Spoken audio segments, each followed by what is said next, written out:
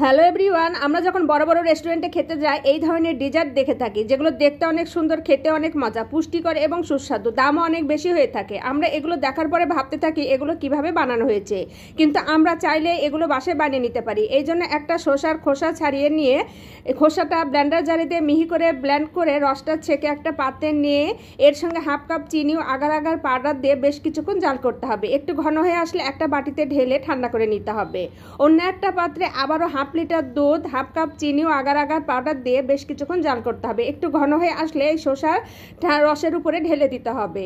এটাও আবার ঠান্ডা করে নিতে হবে। আবারও আরেকটা জারে কিছুটা তরমুজ নিয়ে ব্লেন্ড করে এর রসটা ছেঁকে নিয়ে এর সঙ্গে চিনি ও আগার আগার পাউডার দিয়ে আরও বেশ কিছুক্ষণ জাল করতে হবে। জাল করতে করতে যখন ঘন হয়ে আসবে, দুধ এবং শসার যে রসটা আমরা আগে ঠান্ডা করে নিয়েছিলাম সেটার উপরে ঢেলে দিয়ে ফ্রিজে রেখে দিতে হবে 1 থেকে 2 ঘন্টা।